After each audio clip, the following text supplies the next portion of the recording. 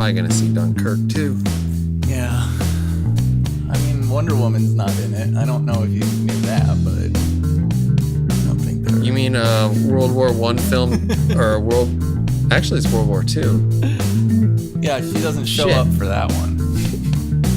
She doesn't. Just fucking bitch.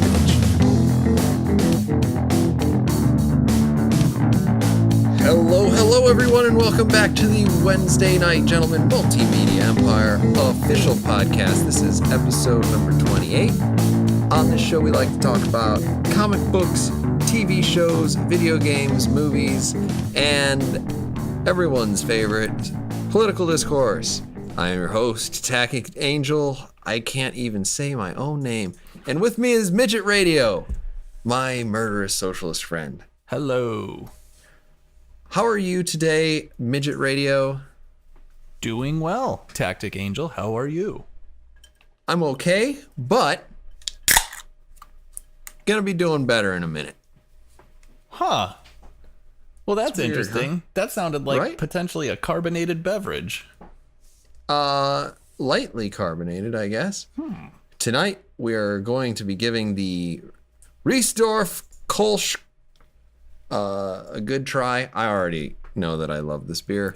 It is a delicious imported German beer. And like all good beers, they come from Germany. Fantastic. You got something for yourself? Yeah, I've got the Macallan. I'm back to the Macallan. 12 years of age. You are not a very adventurous person. No, I'm not. I like to know what I'm drinking. I don't know. I like routine. Which is weird. Because I like to go in to the booze palace and I like to find something that I know I'm going to like, and then I'm going to find something else that I'm willing to experiment with. I wonder if that's it, because I hate going outside. And then particularly to stores. So, I kind of just drink whatever Kim comes home with. Oh, well, maybe we should make Kim randomly maybe I should start just texting your wife and telling her Feel random free. things that she should buy for you. Feel free. I'm sure she'll love it. This isn't even a joke. I think that this is actually going to happen. Okay. But that's not really the subject of our podcast. We like to talk about the things I just mentioned. Today we have a couple of topics. Final Fantasy XII, the Zodiac Age, and then the Netflix original animation Castlevania. Fantastic. So, jumping first into Final Fantasy XII, which should have no spoilers, at least such that we would care to call them spoilers anymore. On March 16th, 2006, the United Nations General Council votes to establish the UN Human Rights Council. And also, Square Enix releases Final Fantasy XII for the PlayStation 2. Wow. While the UN Human Rights Council is almost immediately a joke because of its many members with strong opposition of rights of any kind, Final Fantasy XII goes on to become a beloved video game, selling more than 6 million copies worldwide. Now, 11 years later, Final Fantasy XII, the Zodiac Age, comes to us on the PlayStation 4, offering players new and old the opportunity to enjoy an old game in 1080p, 16:9 format, kind of 16:9 format, and also updated international version of the license board. Midget Radio, could you give us your history and your first impressions of this iteration First, of Final I want to Fantasy XII? I want to congratulate you first on a remarkable and outstanding introduction to this game. Do you know, like, I had always thought it was somewhat, because it came out toward the end of the PlayStation 2's life cycle, did it not? Yeah. It was in development forever. Okay, yeah. And maybe as a consequence of that, was one of the lesser known Final Fantasies. I had always felt like it was somewhat, it flew kind of under the radar. Am I wrong about that? Or did it actually do better than like Final Fantasy IX, Final Fantasy VIII, you know?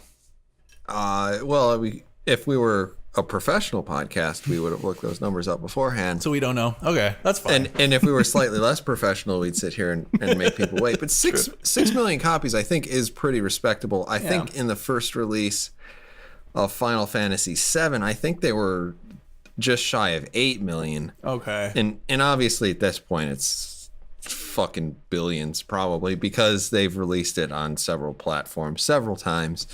Yeah. With several levels of polish. But I mean, like, 6 million copies is pretty good for a one system launch, right? Okay. Yeah, absolutely. Yeah.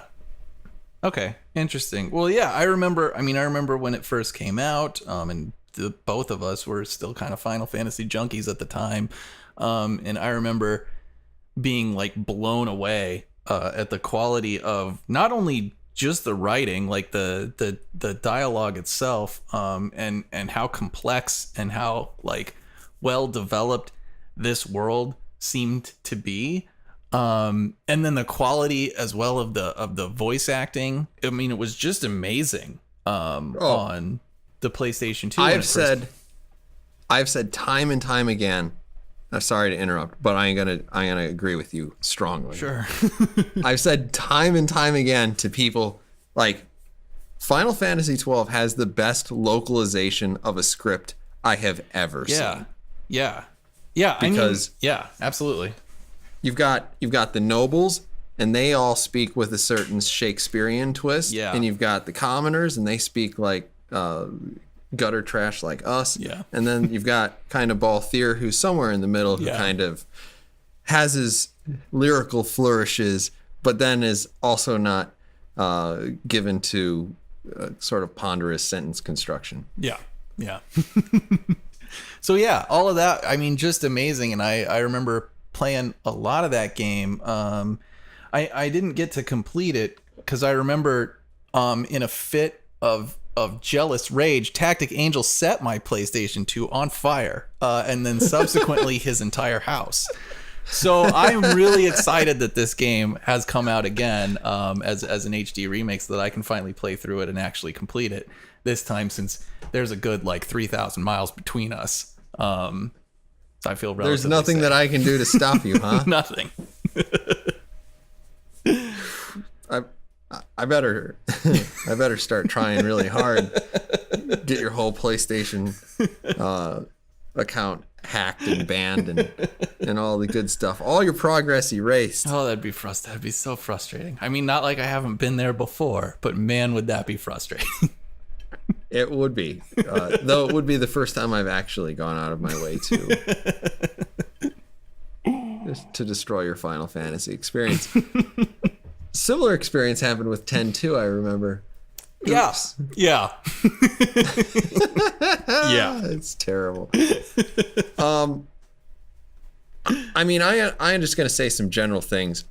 I didn't get to complete Final Fantasy XII either, for a similar reason that I unintentionally had a house fire that destroyed 90% of my personal property, including, though it didn't actually destroy the memory card, I guess it probably melted everything important inside of it together. Yeah. And I think that's basically the same fate that happened to your... your PlayStation, because I had it at the time. I can't even remember why. There was some weird reason, but yeah. I don't. I think I know it was some, like, because it was the end of the PS2's life cycle and our systems were dying, and there was some sort of jerry-rig thing I feel like that you were working on. I can't remember what the hell it was, but I'm pretty sure it was just because I was dual boxing Final Fantasy XI. It may have been that, yeah. God damn. Yeah, it's hard to. Anyway, it's hard to play in a raid a white mage and a red mage. You got shit tons of responsibility. I bet. Anyway, Final Fantasy XII for me always stood out as the only Final Fantasy that I actually liked all of the characters. Yeah. I'm a little iffy on Vaughn sometimes. I actually feel like he's probably the weakest character in the bunch, but yes, I agree largely. Yeah. And I'd even agree with that. I think Vaughn is probably the weakest character. Probably followed by Pinello and then Fran. Yeah. But I mean, Ash is great. Yeah. Bosk is fucking amazing. Yeah. And I like Balthier too. Oh, He is legitimately charming, Yeah. even though sometimes in their writing it feels like they're trying too hard. Yeah, sure. It's a Final Fantasy game, but yeah. Yeah. Yeah, I love... how do you feel about the Sure. Sorry. The trans... You can continue. How do I feel about the trans? I don't remember what I was going to say. The transition. Transition. I don't think there are any trans in this game I don't think because so. I mean, everybody's outfit is way too tight. Right, yeah. And it's Japanese. It's hard to tell, I think. But, yeah. Maybe. I don't know. I'm telling you, Ash is not hiding much under that skirt. No. And Fran, definitely not, but... Fran and Penelope, whatever. Yeah. Not hiding much either. No. They're in her not quite hot pants suit. Yeah. Just remember, guys, I'm supposed to be 15. Right. What a weird island that sexualizes children. Man, they have a lot of, I don't know. Japan's awesome, but yeah. Yeah. Japan is awesome, but yes, awesome, but agreed. Yeah. There are some issues. There are some issues. There are some things that don't quite translate into our culture completely perfectly. Not entirely, yeah. How do you feel about the transition here into the HD Zodiac Age version of this classic tale? It's okay. That's the best I can say about it. It's playable. It's a little wonky in certain areas. There's certainly some liberal use, I think, of a blur effect here and there. But it's playable enough. You're not going to be playing this game for the graphics as much as you will for the system and the storyline. I agree with that. I was actually a little bit shocked at the lack of texture rework. Yeah. I was too. You would think they would have put a little bit more. I kind of like into that. I kind of like the weird thing that is happening with everyone's face. Yeah. Which is that it has a very kind of illustrated quality to it. Okay. And it reminds me a lot of like the Final Fantasy Tactics games. Yeah.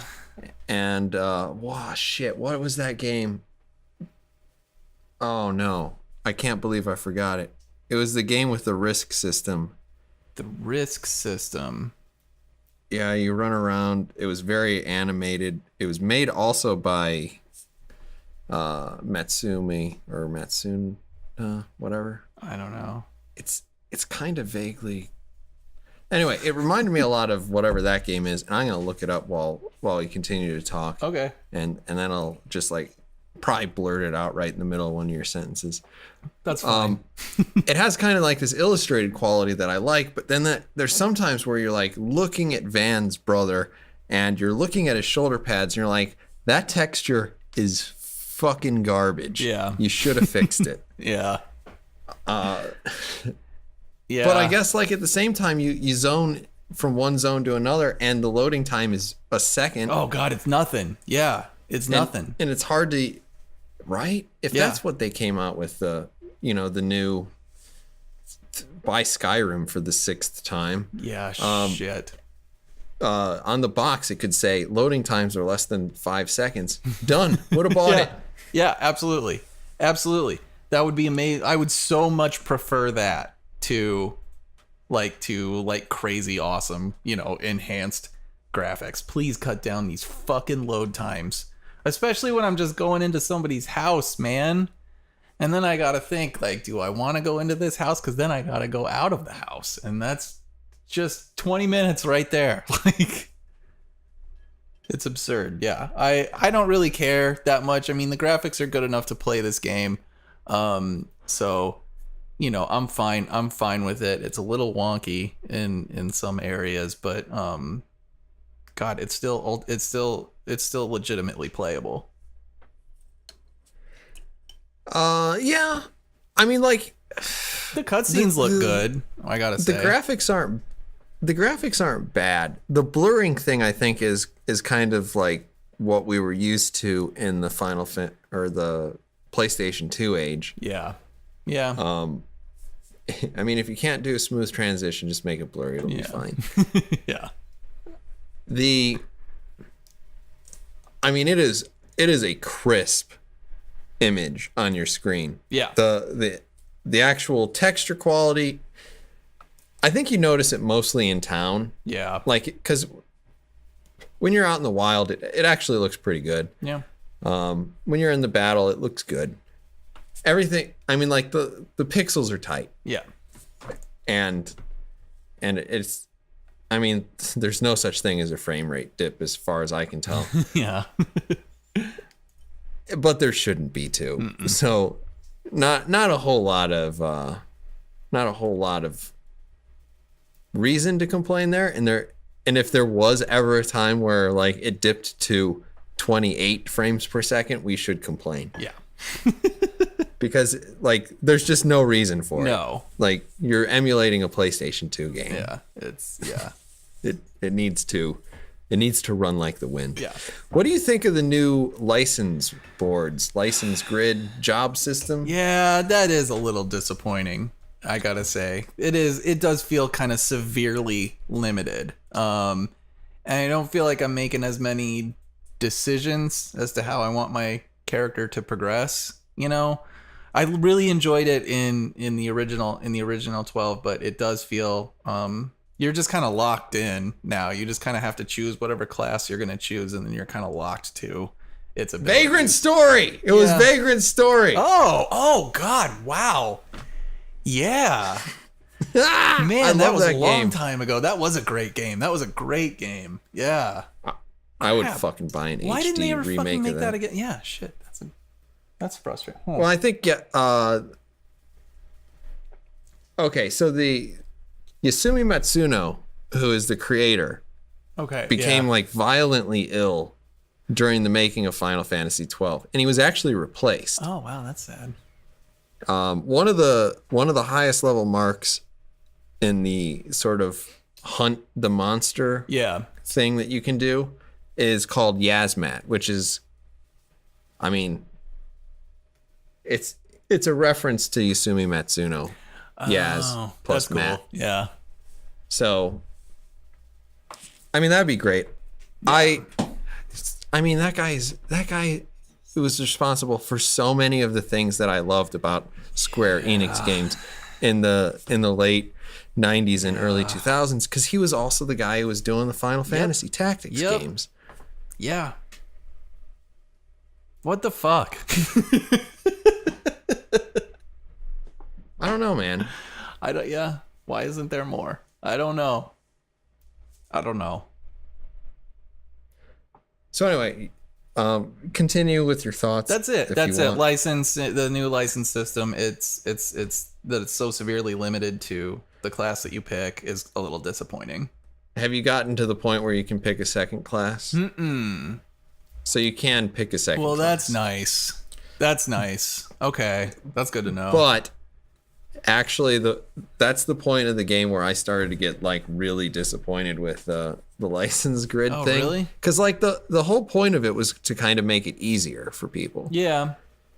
But then when you pick a second license grid, what happens is it actually, everything you've already unlocked on the first license grid is automatically unlocked on the second one. And you're like, well, that kind of makes sense. Okay. But then it becomes like this 3-dimensional chess thing where you're trying to, like, well, if I pick this license on this board, it'll allow me to like jump over here on the other board. And it's just like, no, you know what?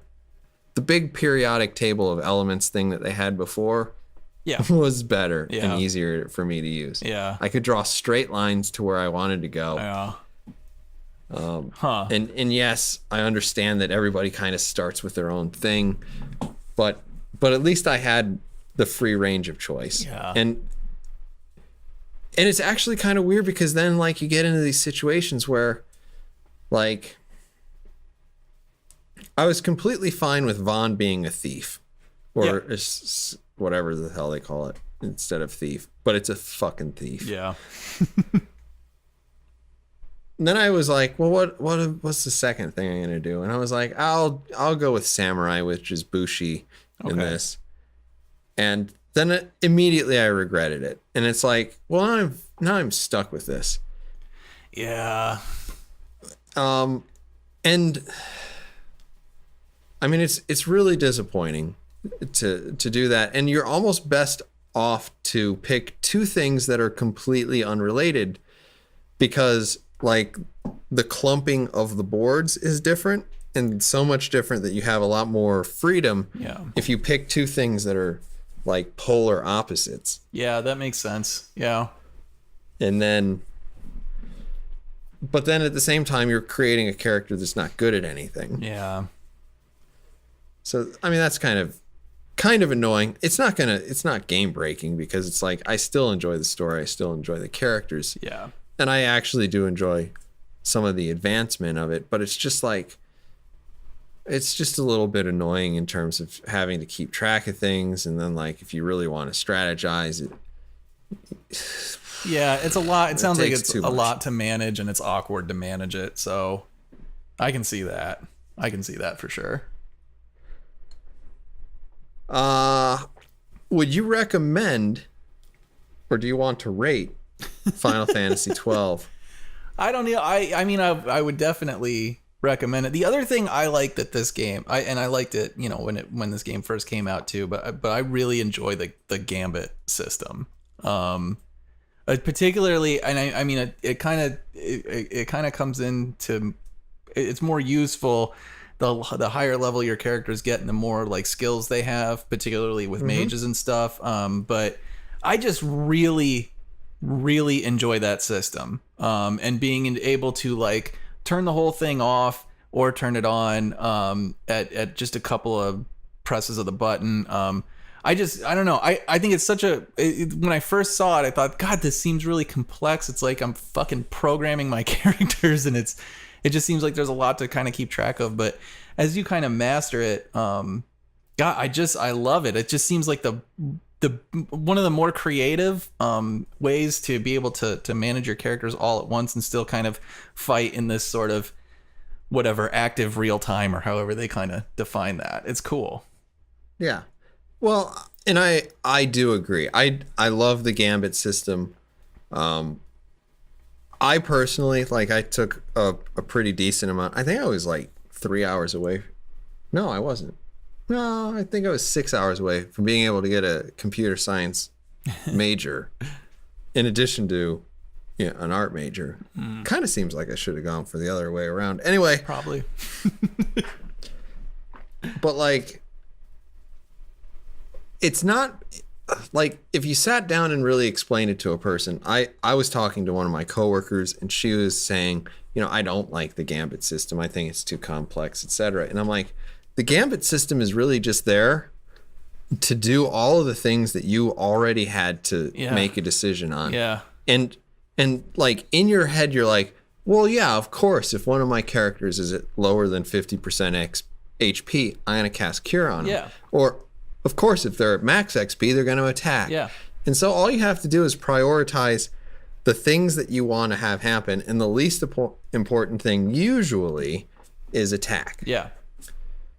I actually set it up a little bit differently because the heal that I do is if they're below 60% in combat, but if they're out of combat, if they're below 80%, heal them. That's cool. That way, a little bit of action economy when you get into the combat. But it's like, it's not that hard. It's not. Yeah, it's really not when you get into it. And it's way more interesting for the casters. I haven't figured out a way to make my thief steal automatically without continuously stealing. Yeah. That's a little bit tricky. Yeah. I don't think the system's set up well enough to, like, I don't know. There's just certain abilities that you're always going to have to call them out individually. Yeah. And that's frustrating. I would definitely recommend this game to anyone. Oh, totally. Who likes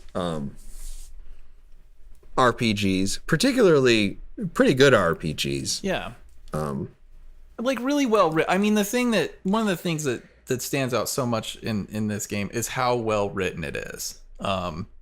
Because I'm certainly not used to that in most RPGs, and certainly in most of the Final Fantasy RPGs. This game is extraordinarily well written. Yeah, and the characters are consistent. Mm-hmm. The world has a certain gravity to it, even while sort of maintaining some of the sort of Japanese tropes that we're sure all aware of and probably equally annoyed by. Yeah. I like it though. I do too. I like it a lot. Big fan of this game. I've been hoping for a remake of this game for a long time. And I'm glad to finally have it now. And it's fulfilled all my expectations. I'm very happy with it. Yeah, I've been at first when I booted it up, I was a little because of the texture thing. Yeah. But like I played it 2 or 3 times and it was just like, I really like this game. Yeah, hell yeah. Like it is really fun. Yeah, it really is. It really is. God, I love that. I love the combat system too. I like the sort of MMO approach where you can see the enemies on the screen, run up to them, and I like all of that. Or avoid them. Yeah, or avoid them, which is really nice. I don't have any other closing thoughts. Do you have closing thoughts? No, you know what? I don't remember the little, like if you press L1, it makes everything go like really fast, like double time, and you can kind of sprint through cities and stuff. I really like that feature. I don't remember if it was in the original one, but that's really nice. It was. Blast through places that you've already been a bunch of times. It was. It's part of the flee mechanic. Okay. Yeah, that's kind of nice. Yeah, other than that, it's a great game. All right. Well, we'll call that subject over. Everybody go buy that game. It's fucking great. Hell yeah. Speaking of a video game, Castlevania. This is kind of like our second trip in the way back machine. So it's September 26th, 1986. Ronald Reagan is the president of the United States. Whew. Stephen King's It is on shelves, and if you really liked interactive horror, you probably bought a game with a man with a whip and no shorts. He was fighting an immortal evil known as Dracula. Right? Yeah. Originally released for the Nintendo Entertainment System, there are more than 30 games in the Castlevania series. Jesus. I have personally played about 2 or 3 of them. Yeah. And a demo that came out with the official PlayStation magazine, God rest it. Oh, man. What a long time ago. That was a great deal. You got the demo disc every month? The demo discs. Yeah, those were sweet. Yeah, they were fucking great. Anyway, fast forward to July 7th, 2017. Seemingly out of the blue, Netflix releases a Castlevania TV show that turns your favorite, sometimes side-scrolling hack-and-slash game into an ultra-violent animated series. The series stars Richard Armitage, who is probably most recognizable as Thorin Oakenshield of the Hobbit Needlessly 3-film trilogy. Yeah. Midget Radio. Have you seen the entire Castlevania series? I have seen all 4 episodes of the Castlevania series, yes. Shockingly short. What are your first opinions? What are your non-spoilery opinions? Non-spoilery. Of this. Well, first of all, I was surprised at how much I actually kind of enjoyed it. But also that I guess it was Warren Ellis wrote this, who is a pretty big name as a comics writer. He actually wrote a ton of stuff. God, he took over for Joss Whedon and wrote like 2 arcs on Astonishing X-Men after that was done. He's done a ton of creator-owned stuff, the most famous of which is Transmetropolitan, which is a fantastic kind of Hunter S. Thompson meets cyberpunk comic. Just a fucking awesome comic in itself. And then he's done so much stuff. He actually did the X-Men anime series as well, which was not very good, but you know, what are you gonna do? So I thought it was passable. It's it was okay. I mean, like there's definite Japanese influence. Yeah. You'll have to send me some information on that cyberpunk thing. I would almost love to read anything cyberpunk these days. Yeah, same here. Transmet is super, super fun. So watching this, I mean, it felt so much like Warren Ellis. A lot of his kind of typical tropes with the sort of world weary, practically invincible badass of a main character. That's fairly common to a lot of his stuff, and definitely present here. But it's also, I have to say as well, it exhibits a lot of his occasional weaknesses. Sometimes Ellis phones some things in. And I think particularly with the fact that this was just a 4-episode, really more like a mini series than anything else. And they were all like 22 minutes long or something. I mean, there's a lot of like shortcuts in the plot. And there's a lot of sort of easy, uninteresting characterization, particularly when it comes to the bad guys. So there's all of his strengths are present in this series, and his weaknesses as well. But overall, I'd say it was much better than I thought it was going to be. And I'm definitely looking forward to more of this series. Yeah. I would say, like, I'm not as familiar with the writer, clearly. I really enjoyed this series in terms of I understand that Belmont is a little bit too good sometimes, but like at the same time he's like occasionally accidentally good. Yeah, there's just enough of that to keep him from becoming kind of obnoxiously invincible. Yeah. Yeah. You know, he gets in fights, and I don't know. Maybe it's just the fact that we do all of these recordings while drinking, and that he is an alcoholic. Yeah. Clearly. Yeah. Yeah.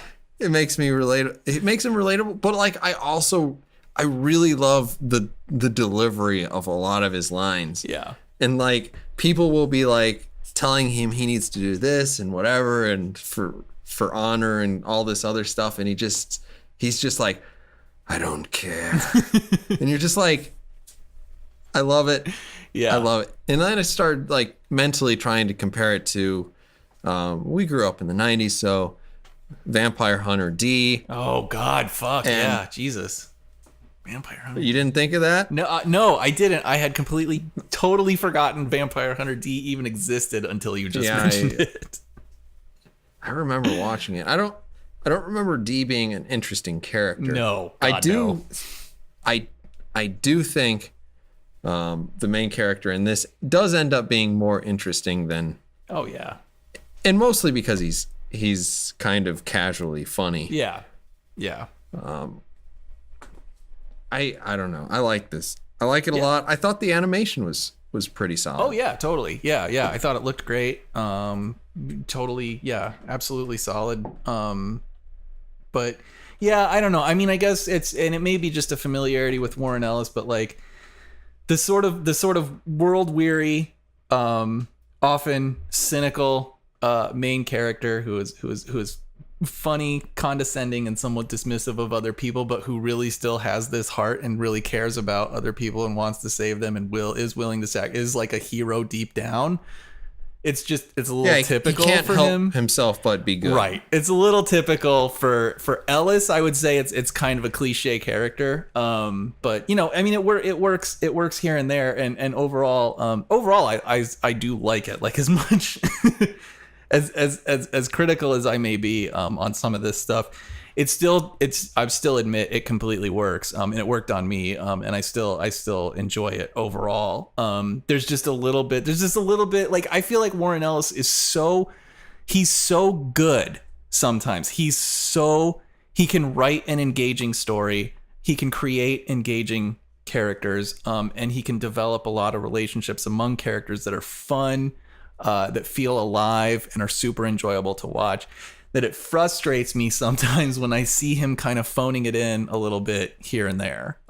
So he's just somebody who I think has a lot of potential as a writer and doesn't always live up to it. Certainly in Transmet, I would say for the most part, that series is like fucking stellar. That's probably his best work overall. So to see where he kind of falls a little bit, it's just a little frustrating sometimes, because he is so good. I thought that the 4-episode first season was shocking. Like, they didn't think that it was going to work, that anyone would like it or anyone would watch I guess. It. Yeah. And it's like, and it suffers a little bit because of that. Like, you've got just this kind of almost absurd characterization of the church and all the priests, right? So here's some of the laziness that kind of stuck out to me. So you have the church, and everybody who's a member of the church is just a fucking bad guy, basically.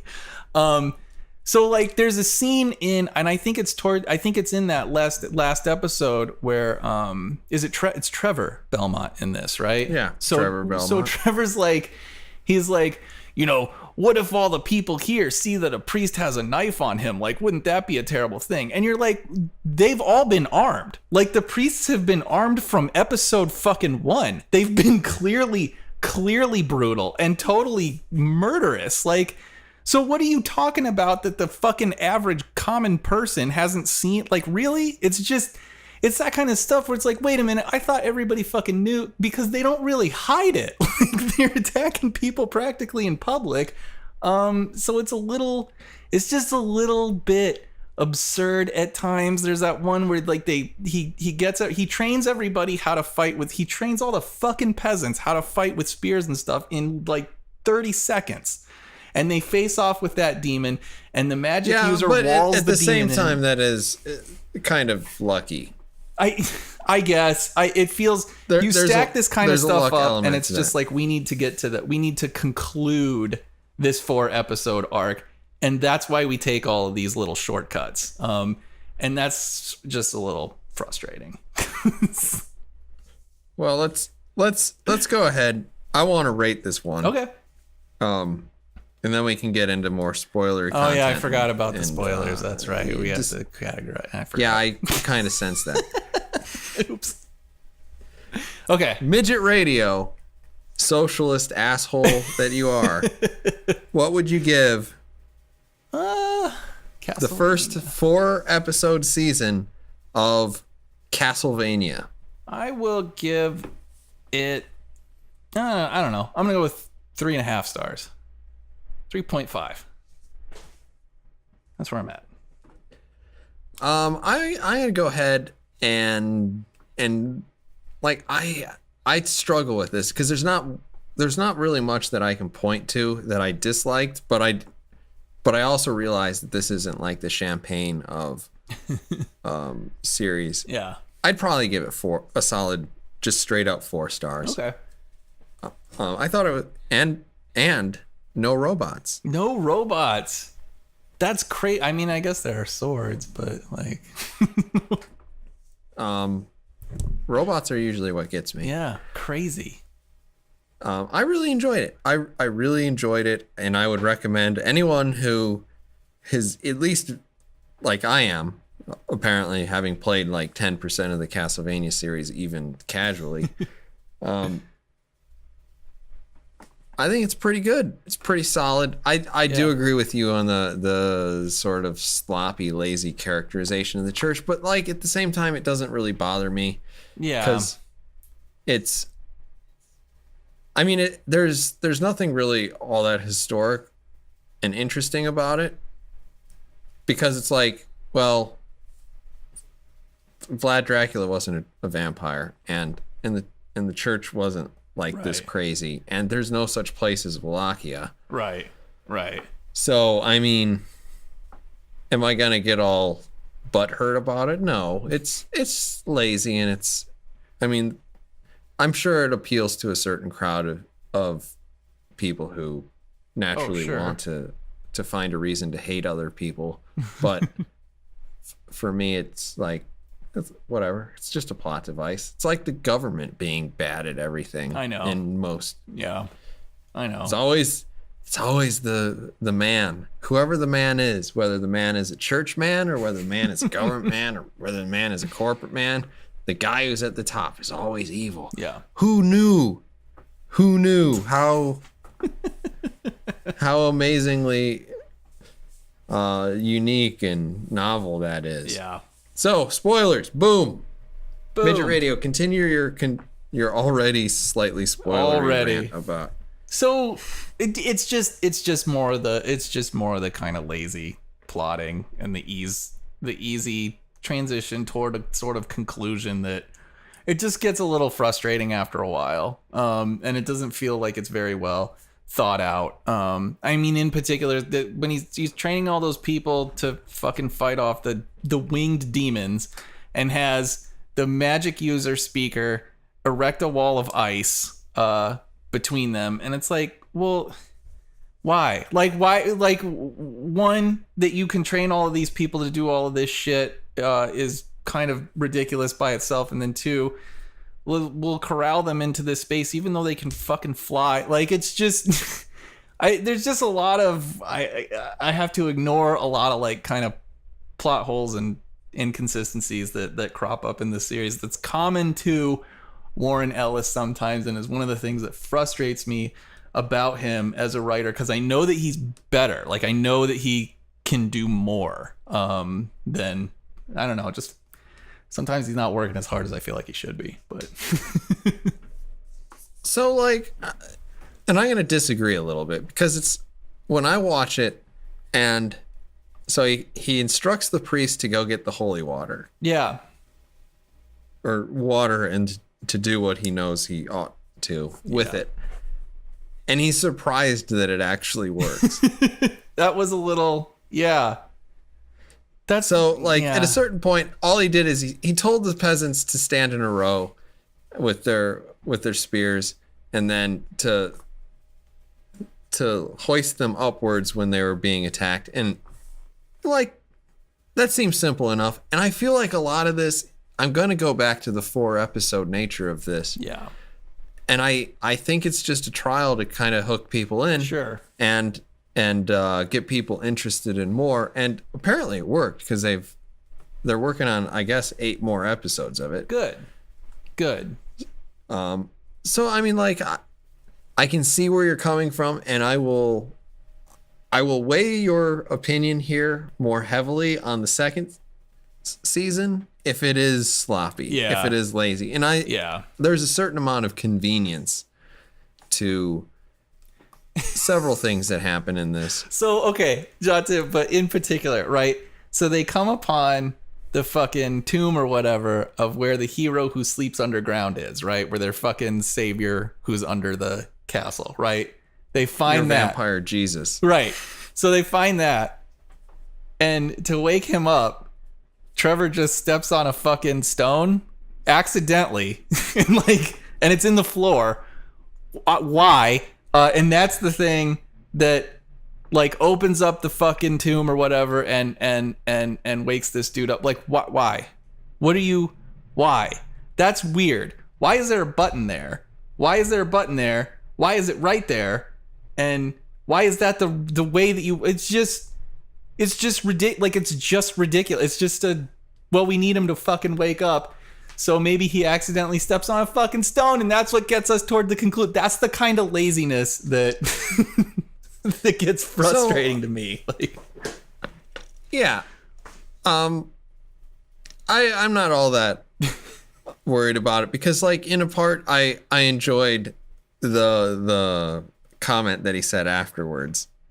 I don't remember. Which was, I think, I didn't do that. Oh, yeah. So, yeah, I mean, that's, like, cute, and it's humorous, and that's typical for Ellis, and he's good at that kind of stuff, but it's just... He dangled the shiny thing in front of me, and I went for it. I know, and he's good. What can I say? I know, and it's great, and it's fine. It's fine when it works, and it's probably just the fact that I've seen him do this kind of shit so much in various media that it's like, ugh, come on, just try a little harder, just a little bit harder, and it'll be great. But because I am a fan, as much shit as I'm kind of talking about him, I am a big fan of his. I really enjoy his stuff. Man, it's frustrating when he I don't know. No, I get it, because we both complain about Christopher Nolan, and Christopher Nolan mostly makes good movies. Yeah, mostly he does. Yeah, that it's acutely frustrating when he doesn't. That we should be talking about his movie that came out this weekend, but yeah, I really want to see it. I'm gonna see it sometime this week. Yeah, and then I don't know. But I get it. You want him to be at the top of his game. Yeah. You want him to be not taking the easy wins, but you know, doing the work, getting credit for doing something well, and not like, wow, another layup. Yeah. Good job. Yeah. So I don't know. I think there's a certain amount of budget thing going on here. Sure. I'm actually surprised they'd even consider a hand-drawn animated series. Because, like, that's a lot of work. Yeah. But it looks great, man. It looks great. Like, so, you know. I enjoyed every episode of it. Yeah. I can't wait to see more. Yeah, me too. I don't know. There's lots of stuff. I like the speakers. Yeah. Even though they're kind of weird and duplicitous. I don't really understand entirely. Like, there's a weird conflict, it seems like, between the speakers are sort of, it seems like they're designed to be kind of historians, but also I guess one of them can cast magic. But then there's also this weird, like, it's not magic, it's science sort of approach to the series. Like, Dracula doesn't use... No, it's not witchcraft. Right. So witchcraft, or at least as far as I understand it, is that you get magical power from Satan. Okay. And then, like, they differentiate their powers because they do not draw upon hell. Okay. To cast magic. Okay. I don't know. I guess I was just a little confused by that, because, like, Dracula's fucking using electricity, and that's why he has torches that don't fucking need fire or whatever stupid thing. Like, I mean, that's okay. I don't know. I hate the it's not magic, it's science sort of. That has always annoyed me. Any sort of like fictional world that tries to portray it as though, you know, it's not like I'm casting a fire spell. I'm just striking a match. It's for the scientific properties of fire that allow me to do this, or whatever horseshit, goddamn boring exclamation. I don't know. I don't like that. Dracula is fucking magic, and he has control over magic. God damn it. He's not Seems just a fucking scientist. Those both seem like reasonable assertions. Dracula's magic, he has control over magic. Right? Got it. He does. Check. That's what he does. Good. He's not just a scientist. He's not just a fucking scientist in a laboratory. Come on. He's fucking Dracula. I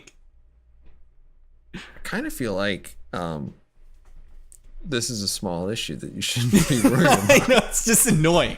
This annoys me. That's all. I was a little bit like, huh? When the lights popped on and you're, whatever. Yeah. I guess it's better than making your characters always carry a torch if you don't want them to be carrying a torch. Yeah, I mean, it's fine. I don't know. And it just feels like maybe another lazy dovetail into, well, the church hates Dracula because he's a scientist and the fucking church hates science. And it's like, please don't with that. Please do not, because it makes Dracula boring, and it makes the church also boring. So just, he's magic and evil it's also bad. ahistoric, because even if you go to famous... I know. We don't need to get into it. I know, but somebody might not understand that Nietzsche credited the very philosophy of Christianity with its own destruction. I could see that, yeah. The search for truth being most important in the Western civilization, being directly related to Christianity, and that eventually helped birth nihilism, and suicide, and all the good things that come with not thinking that your life matters. Fantastic. I don't actually have that much more to add. No, neither do I. Despite conversation. Some of the bitching, it's still a really good show.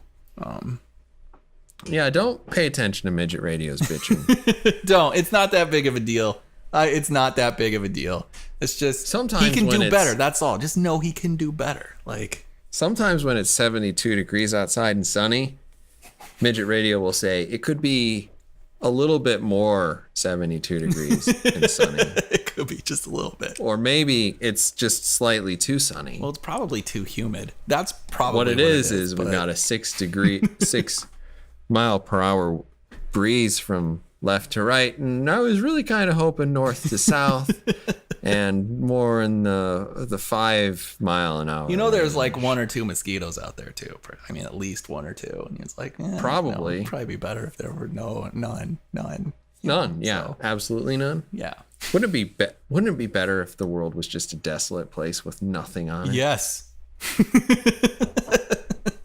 Yes, it would.